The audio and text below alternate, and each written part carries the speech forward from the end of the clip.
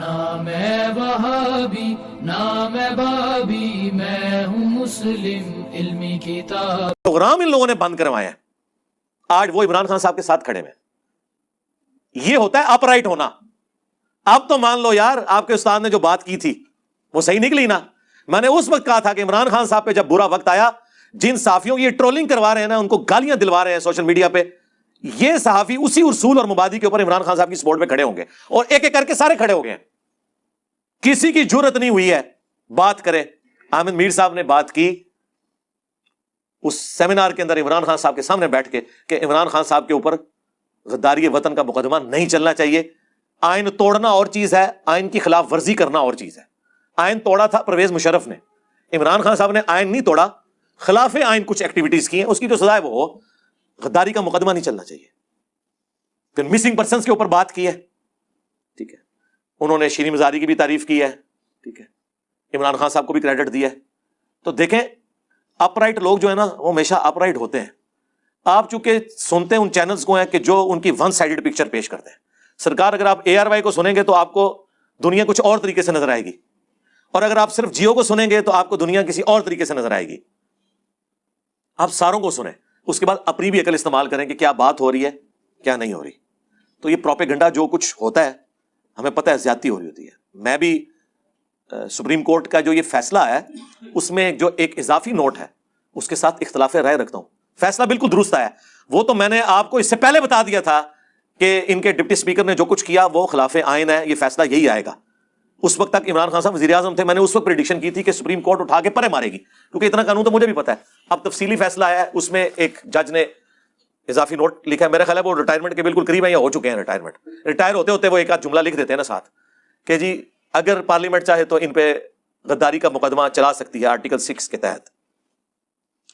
تو بس وہ انہوں نے لکھ دیا، تو پھر آپ دیکھیں عمران خان صاحب کے جو دائیں بائیں لوگ تھے وہ پریس کانفرنسز کر رہے ہیں، اور حالانکہ یہ تو ان کو چیک کرنے کے لیے انہوں نے ٹیسٹر لگایا تھا، لیکن انہوں نے ایسی ایسی تقریریں شروع کر دی کہ وہ چیز پیچھے رہ گئی، ان کے وہ جملے پھر آگے آگے، وہ اس پہ بھی تو انہیں عدالت لگا دیں گے، اس پہ وہ کہہ دیں گے آپ غدار وطن ہو گئے ہیں، آپ اداروں کے خلاف بول رہے ہیں۔ تو اداروں کے خلاف بولنا نہیں ہوتا یار، ادارے کیوں اپنے آپ کو اتنا کمزور سمجھتے ہیں کہ ان کے بارے میں کوئی بیان دے دے تو وہ خطرے میں پڑ جاتے ہیں۔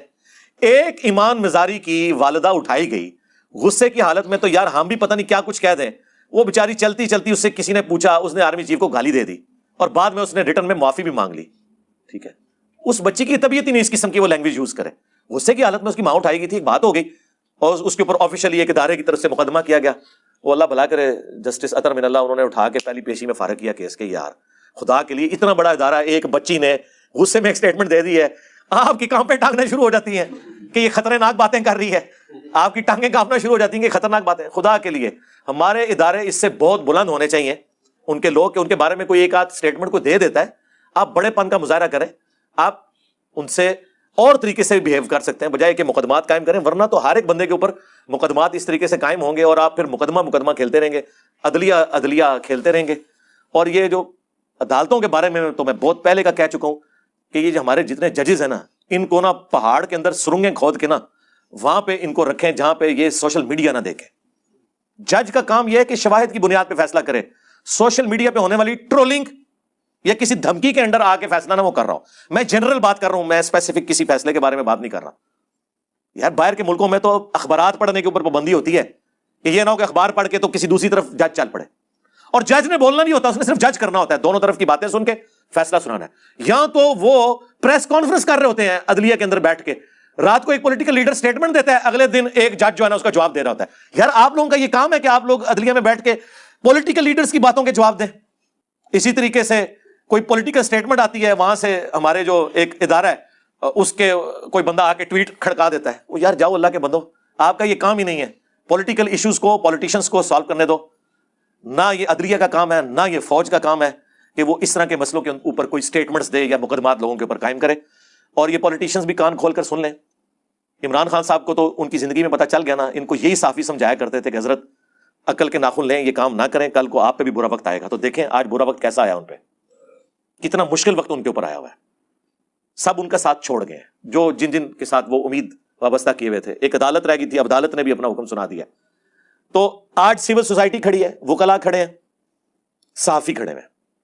وہ صحافی جن کی نوکری انہوں نے ختم کروائی, جن کے پروگراموں پہ انہوں نے پابندیاں لگوائی. جب ہم سمجھاتے تھے تو ہمیں کہتے تھے نہیں آپ کو نہیں پتا, وہ فوج پہ اگر کوئی تنقید کرے تو آپ کو نہیں پتا, جن ملکوں کی فوجیں نہیں ہوتی نا وہ پھر لیبیا بن جاتے ہیں, عراق بن جاتے ہیں.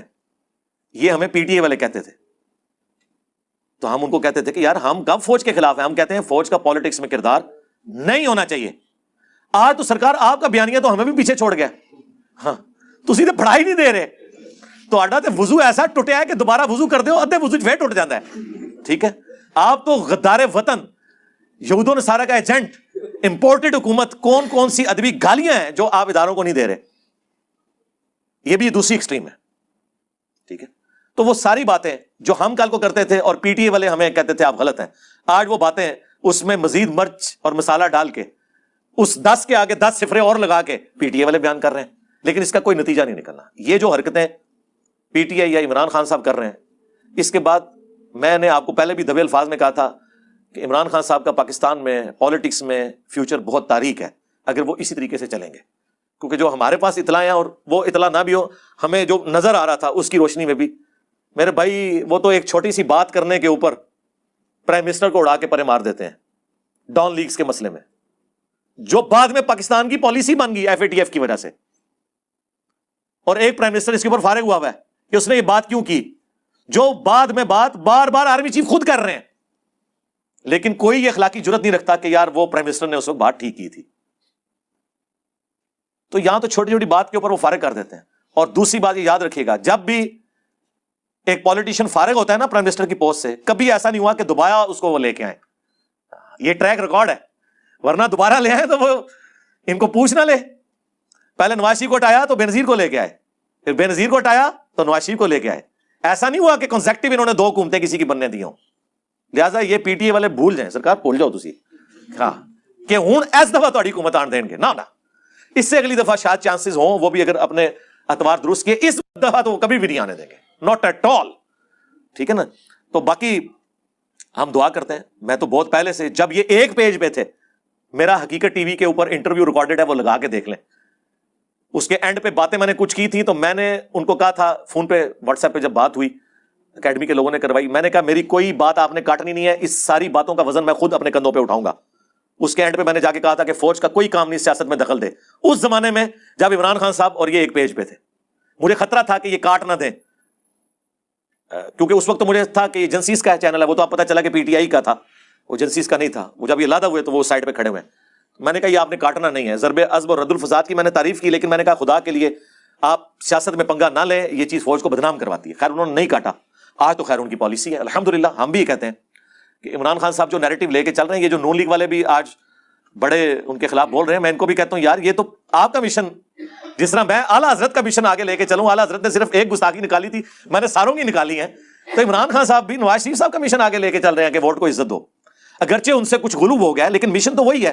اگر آپ ڈیموکریسی کے لیے اس وقت صحیح نیریٹو پہ اپنے آپ کو سمجھتے ہیں, تو آج نون لیگ کا اور پیپلز پارٹی کا کام تھا کہ عمران خان صاحب کو سپورٹ کرتے, اس نیریٹو میں صرف یہ کہتے کہ آپ کی یہ باتیں سخت ہیں, باقی آپ کی باتیں درست ہیں, ہم آپ کے ساتھ ہیں. الٹا آپ لوگ کہہ رہے ہیں ہم میٹنگ کریں گے اور ہم سوچ رہے ہیں ان کے اوپر آرٹیکل 6 لگائیں. کیا باتیں کر رہے ہیں میرے بھائی. اس طرح کرنے سے ملک کو آپ برباد کریں گے. پہلے ہی پاکستانی نیشن جو ہے وہ بٹ چکی ہوئی ہے, اور کیا کیا صورتحال آپ کے سامنے ہے. ہم غریب نیشنز یہ گوارا کر سکتے ہیں کہ ہم آپس میں اتنی جو تفریق ہو چکی ہے اس میں ایک دوسرے کے اوپر مقدمات چلائیں. اس کا پھر انجام کیا ہوگا؟ ٹھیک ہے ابھی آپ پاور میں آپ کر لیں گے, جو کچھ عمران خان صاحب نے نیب کے ذریعے آپ کے ساتھ کیا آپ بھی بدلہ اتار لیں گے.